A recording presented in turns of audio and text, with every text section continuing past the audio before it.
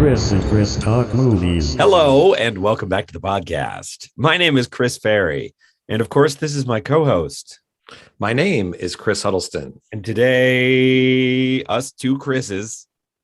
I felt like I said that like I'm a language. It's like Te llamo Cristobal. I'm sure I just butchered Spanish there, but Je m'appelle Chris. Okay. Anyway, this is us. And as you can probably tell, we're pretty excited to be talking to you about this week's film that we watched, which is called The Frighteners.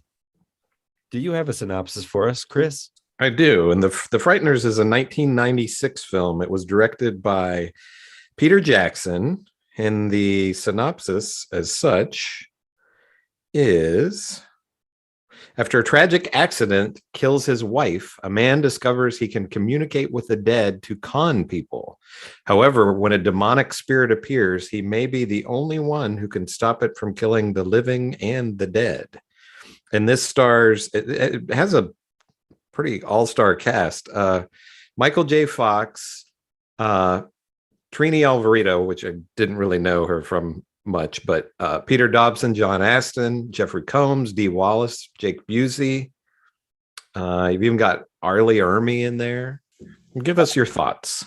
Yeah. So it's very much, I would say that it would call itself a horror comedy or a comedy horror. Mm-hmm. And I liked it.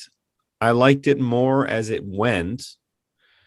I felt like it was trying real hard on the comedy in the first half, and in almost a kind of a Ghostbustery way. I'm like, with this script, with this comedy, I was sort of struggling with Michael J. Fox, and I'm like, I keep seeing like Bill Murray or something playing this character, and he's a kind of a con man, and he's sloppy, you know. And I don't really think of Michael J. Fox in that way. And I thought, Bill Murray would have been the right kind of sort of shambling, ne'er-do-well, wise ass. Mm-hmm. But then the movie kind of the movie shifts about midway when the antagonist starts to take center stage and the threat that the antagonist presents. And I think it shifts, it doesn't abandon comedy altogether, but by the end in Act 3, it's squarely horror. And I thought it was extremely effective as a horror film. But this film feels a bit like kind of a sort of a crossroads, kind of a mix of the early. There's a little bit of that gross out stuff. And like you said, that kind of dumb humor, and then more of the big budget type of film that he got into later. And I mean, you can see here the camera movements and the, you talked about the kind of haunted mansion. And then at the end, the set piece there is this abandoned hospital, and it all just looks really great. Yeah.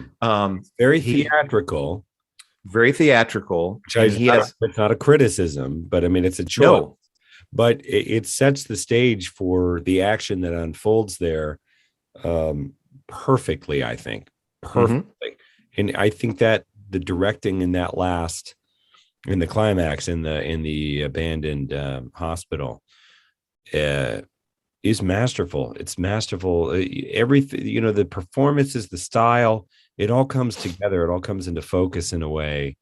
I mean, again, we're not going to spoil it, but I just think then in all the ways that I thought it felt clunky at the beginning, exactly the 180 degrees, I felt masterful at the end. Yeah. Now I'll skip ahead and spoil my own review. As I would recommend that people watch that on the merits of that alone. I'm like, I think for Act 3, sit through Act 1 and 2, however you feel about it.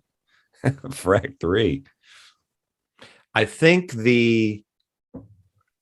what and like I say, what I suspect that I probably, it's been 25 years now or whatever, but what I suspect that just kind of didn't hit me at the time as well is he has these two, so he can, it was brought up a little bit in the synopsis, but he's this guy who his wife was killed. They were in a car accident. And after the accident, he developed the ability to see spirits, to see dead people. And so this is now his career. He kind of cons people where he goes into their home. He has his ghost buddies go in and move stuff around. And he tells the people, you have to, I can get rid of the ghost for you. And, and then he does that. And the ghost, it's a Ghostbuster scam. The ghosts are in on it. Exactly. The ghosts are in on it.